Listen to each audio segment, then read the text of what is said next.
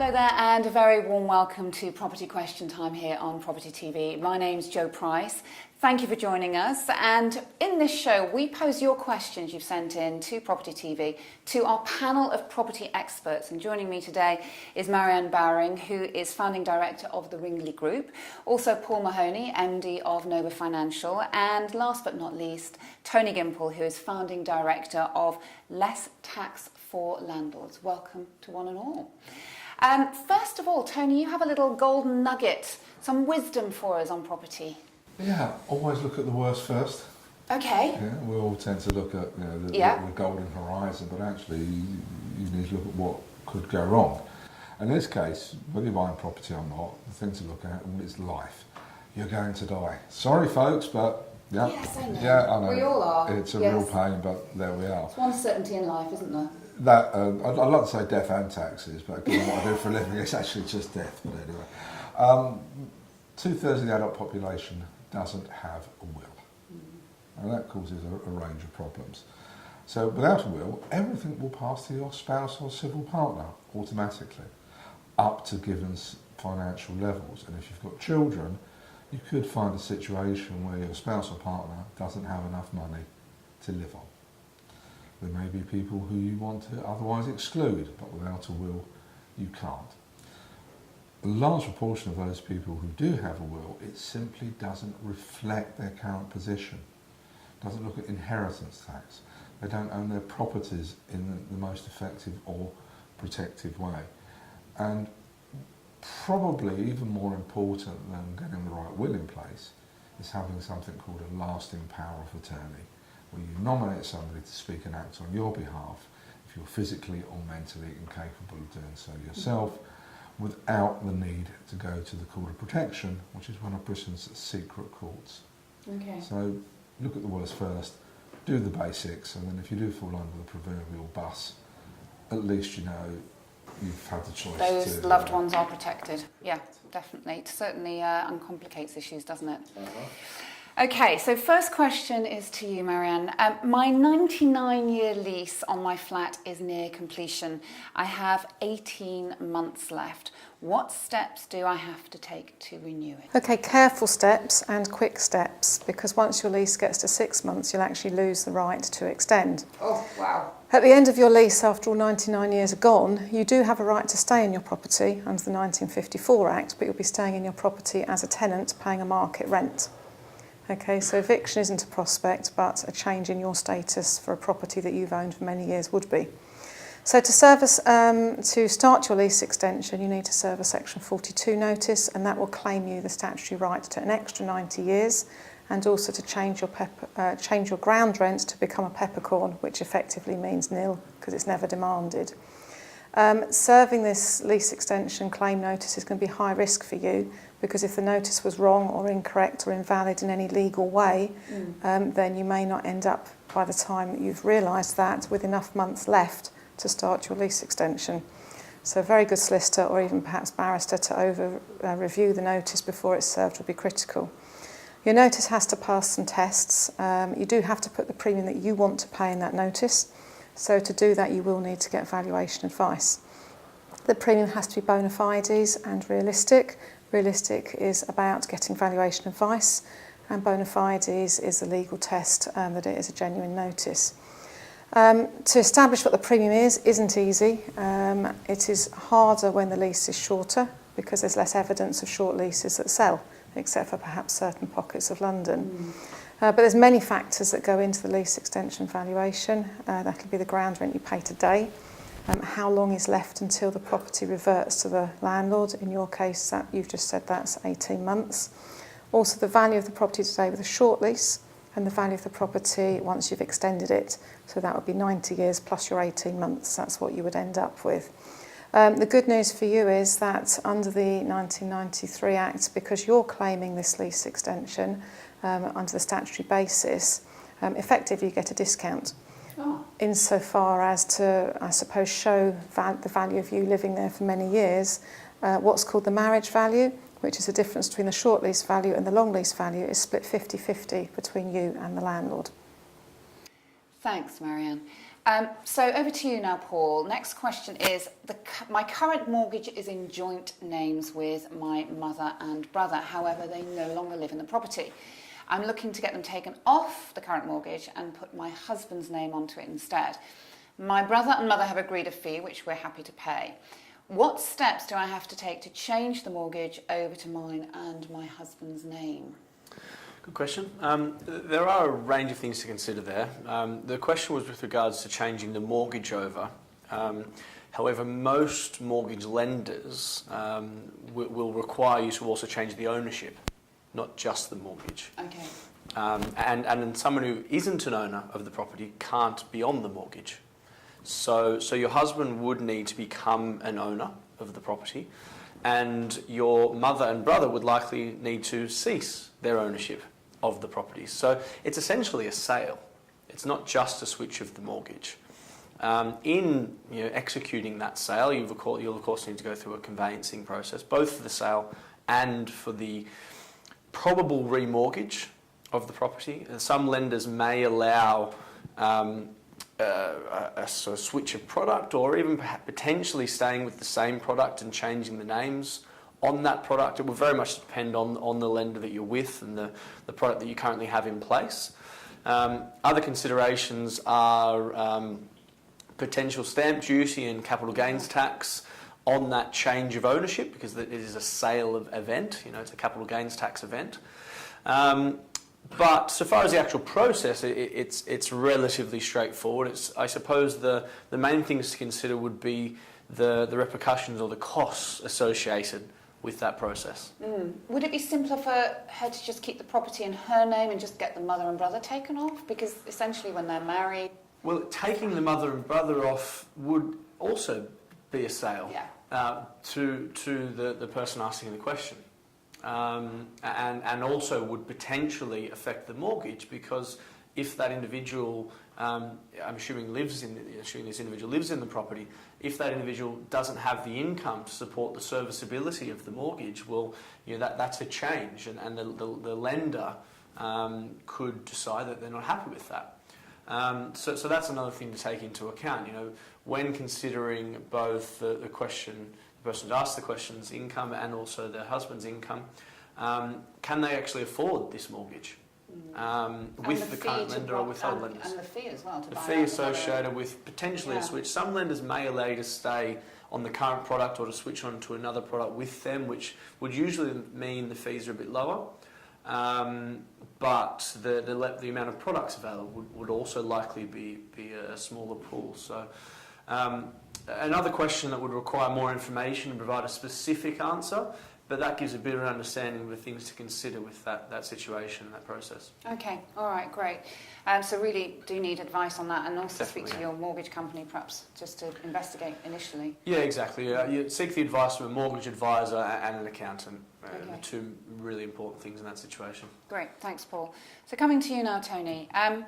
I'm currently selling my main residence. Already I've purchased a new home for myself, and I'm planning to use the profit from my current residence to make myself mortgage free for my new residence and for some improvement on my new buy-to-let. Also, I'm planning to sell 3 more buy-to-lets, all bought between 5 to 7 years ago. To make it easy, for example, one property was purchased at £100,000 and now I have a mortgage left of £50,000. So 3 times 50,000, 150k. I want to use this 150,000 to repay my 3 old buy-to-lets. What is the tax equation here? I haven't sold anything before, so I need to learn from scratch. First thing, there's no capital gains tax when you sell your principal private residence. So the proceeds of that are yours to do with as you want, buy another home, shoes and handbags, whatever rows your boat, your money to spend. The CGT calculation is not straightforward. But in simple terms, it's the price you paid plus all the costs in running those properties, improvements, fees, etc., etc., etc., taken away from the eventual sale price. And then the amount of tax you pay will depend on your marginal tax rate. Okay, all right, great. So again, take advice, speak to an accountant who is an expert in property. Yes. Yeah. And also, I mean, would you recommend they don't sell the 3 buy-to-lets from what you've said earlier, Tony? It's sort of like hold on to the property and maybe try and work it out in another way. It's the why is the big question. It's not the what or the how, it's the why. Why do you want to sell them? It can be as simple as I just no longer want to be a landlord. I don't want to have mortgages. I want to liquidate, not necessarily to invest, but to spend or to give to family or charities. But you shouldn't do anything until you've sat down in the darkened room with a bottle of scotch and a cold towel wrapped around your head and went, why am I doing it? What's in it for me? Gin would be my choice. Okay, great. Again, take advice and just take it slowly, consider all options. As you said earlier as well in one of your golden nuggets, think about the end goal and then work backwards. It's the why. Great. And then you can worry about how. Anything to add to that, guys, at all? Yeah, just to expand on that, they said that they were planning to sell, considering the other options. We've said in earlier shows that selling isn't the only way to release money from properties, whether that be a buy-to-let or your home. And remortgaging can be a much more tax-efficient way of releasing cash to do certain things. So I suppose taking a step back from why you've come to that conclusion is assessing all your options, speaking with a professional advisor as to what your options are and what the outcomes of those options may be, and then making an informed decision from there. Okay, great. Thank you. Thank you both. Paul, we're heading towards a break quite rapidly, and I believe you have a little word of wisdom to give us there, a golden nugget, as we like to call it. Excuse me. I do. I suppose kind of two parts. Firstly, when it comes to investing in anything, but we're talking about property, so investing in buy-to-let, it should be very unemotional and commercially minded. It's not about what you like or want, really. It's nothing to do with that, because that doesn't affect the investment. It's about what makes the best investment and what the target market wants or likes. And that relates very much to, I read a stat recently that said that 9 out of 10 people invest within 5 miles of their own home, which makes sense, I suppose, logically. But statistically, it doesn't make any sense because, let's say that placemat is the 5-mile radius of your home and this table is the market. The chances of the best investment being on that placemat just because you live there are probably pretty slim. That's really, really interesting. That's amazing. 9 out of 10. 9 out of 10 landlords invest within 5 miles of their own home. Security blanket, do you think? It's well, they understand the market. Okay. That they know where's good, they know where's bad, they know values, all that sort of stuff. So it does kind of make sense. But I suppose, again, coming back to seeking professional advice and expanding your horizons a bit, it's probably quite likely there is a better investment specifically for you elsewhere. So not restricting your region, being unemotional, making investments based on solid logic and fundamentals as opposed to what you want or like or where you live. Okay, great. Thank you so much, guys, for the first half. We will be back in the second half here on Property Question Time with a question from a viewer who has very luckily won a house recently. Join us then.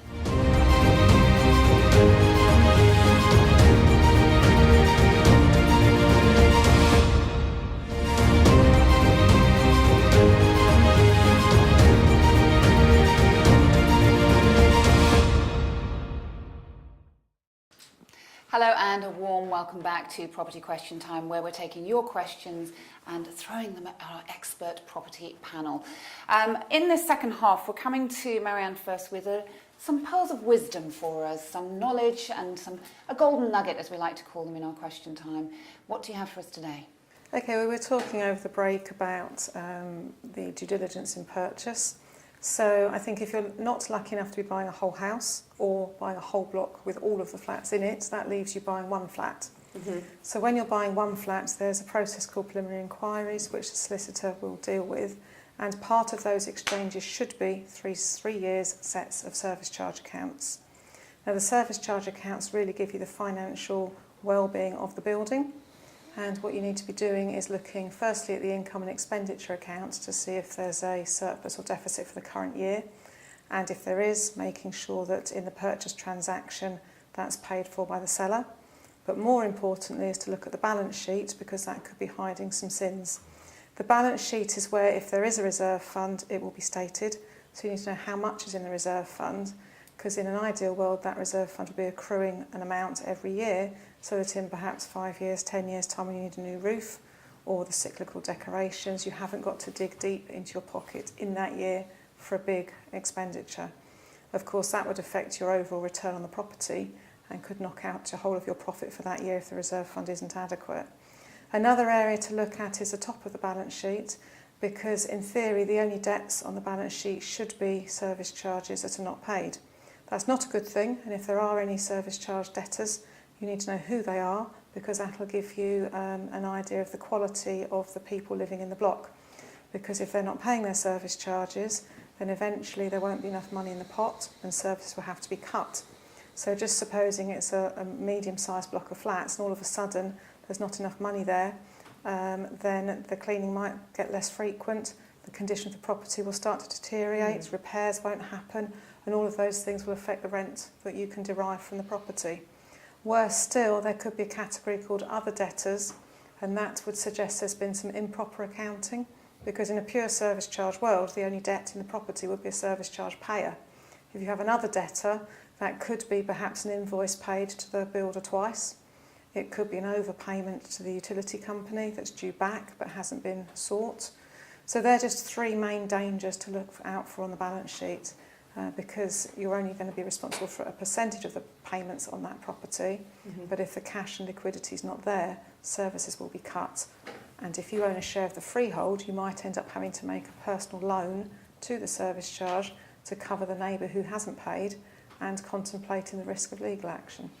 Great advice, really good advice. Thank you very much, Mary-Anne. So coming to you, Paul, first with the first proper question from one of our viewers. When investing in buy-to-let property, what should I consider? That's quite a broad question, isn't it? It is a broad question, but it's a good question. There's a lot of things to consider.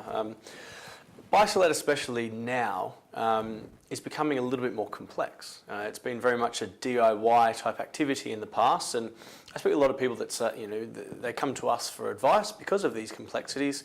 But the general understanding is that it's still very easy. You just go and see a property you like and you buy it, and hope for the best. There's a lot of things to consider. I suppose first and foremost is the simple law of economics: supply and demand. Ideally, you want a lack of supply currently, but also a lack of ability for future supply in selecting a location, and a strong growing demand. And the best way to have confidence, I'd say, in both of those things is to be investing in locations where land is a limited commodity, and therefore there can only be so much supply. And secondly, where facilities, amenities, infrastructure are all strong or are improving, because that will attract the right sort of people and drive your demand. If you apply that to London, for example, there's a current requirement in London for around 50,000 properties, new properties per annum, and we're building just over 20,000 per annum. So there's a massive gap there between supply and demand. UK-wide, the requirement is 300,000, and we're building on average about 150,000. So whilst ever there's a market like that, it's very difficult to argue against it trending upwards, certainly over the mid to long term. Other things to consider, I mentioned infrastructure, so current infrastructure and infrastructure spending.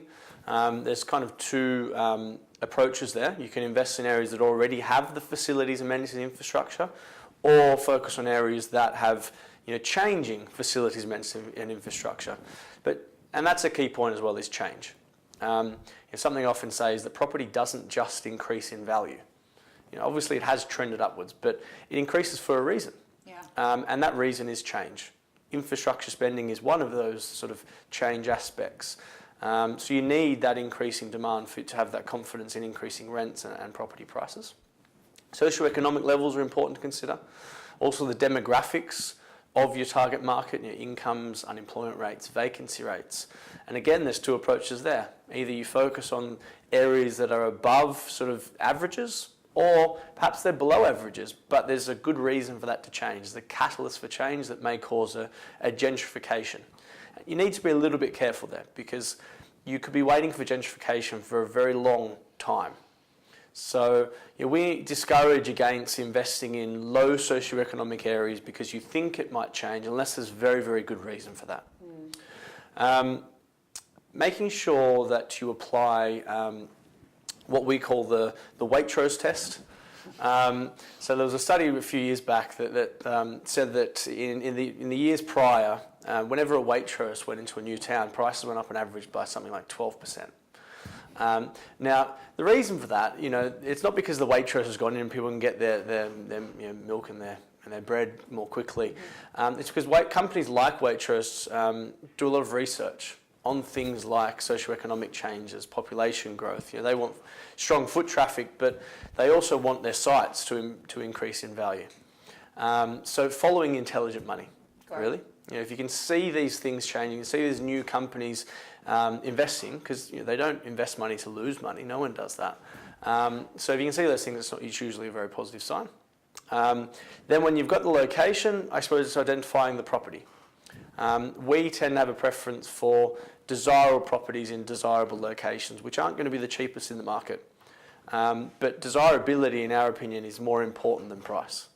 And certainly in my experience, when buying properties where you feel as though you've paid fair value, they tend to perform better than the ones where you feel as though you got a really good deal.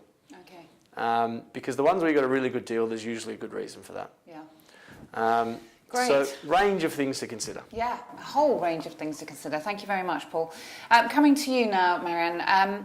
After buying a freehold, what kind of accounts would they need to produce? Okay, so because you've bought a freehold, most people will buy it through a company. That's because in English law, a maximum of 4 individuals can own a piece of land. So the common way to do it is to incorporate a company.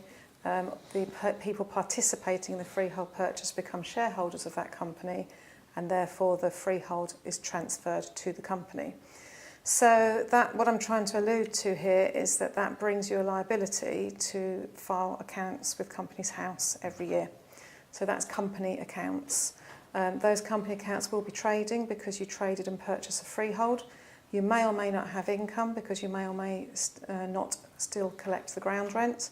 Perhaps if everybody bought the freehold, you could pass a resolution not to pay the ground rent, but you will need some income to pay the accountant to produce those accounts. There's then another level running, which is out of the lease, putting aside the Companies Act for the minute. The Landlord and Tenant Act controls the accounting regulations on the lease.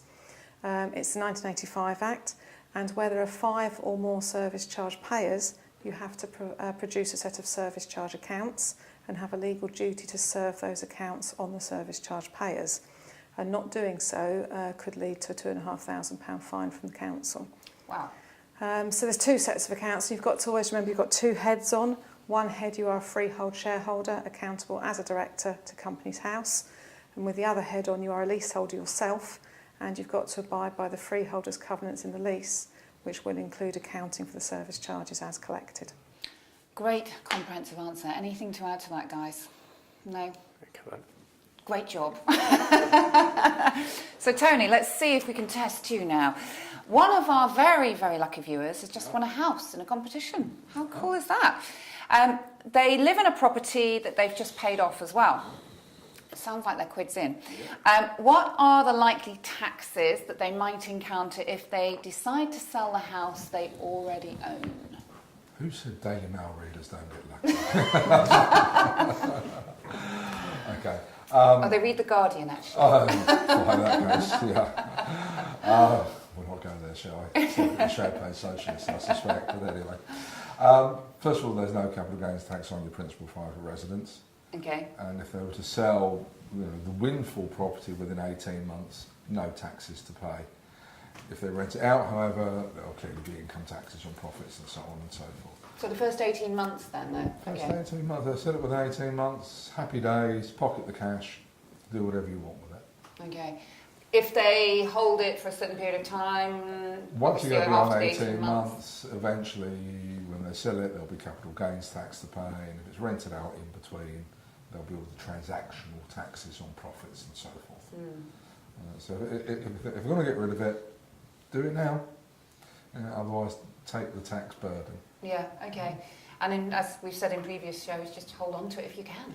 Yeah, if that's what you want to do. If it is that idle in the country, go with it. So could they essentially give it away, Tony? To achieve what? Just to save tax? after the 18 months when they're liable to tax? It's still going to be a disposal. It's Okay. like the earlier question with Paul about taking somebody off and adding something to the mortgage. Even if no money changes hands, it can be treated as a transfer for value. Okay, so the gifting doesn't... Not necessarily. I think there's an Indian saying about the legal and tax system being like a cow. To keep it healthy, you have to milk it every day. Soft hands. Okay. You know, if you've got to pay a bit of tax, you've got to pay a bit of tax. Great. It keeps the lights on, etc. And if you're a Fantastic. Guardian Reader, yes, it pays for the army as well. Okay. Thanks, Tony. So, Paul, just rounding off with you. Now, you said in an earlier show that people should be perhaps take a risk and look at elsewhere, investing outside of their sort of local neighbourhood, local area. If I was to invest in something, say, in Edinburgh, but I live in London, how can I keep track of that? How, without paying massive management fees and things like that? Yeah, good question. So far as I sort of separate the question, the management fees is one side, but keeping track of what's happening. I suppose if thinking about it logically, even if we're in London and we've invested in London, very few of us these days find out what's happening in the market by talking to our neighbour or someone at the shops. We find out on the TV, we find out on the internet. So regardless of where you are, you can still be just as in touch with what's happening all around the world these days. So, I think sometimes people build that sort of wall up in their mind so far as, I don't live there, so I'm not going to have my finger on the pulse. But you most certainly can have your finger on the pulse anywhere. Thank you so much. Thank you all for your great answers this afternoon. I really enjoyed talking to you. And thank you for watching. And don't forget, if you have any property-related questions, you can send them right into us. And the email address is info@property-tv.co.uk, or indeed go to our website and click on Property Question Time there, and you can put the question into the website. Or indeed, if you have a device, you can catch up with Property TV on the app. Download it. I'll see you very soon.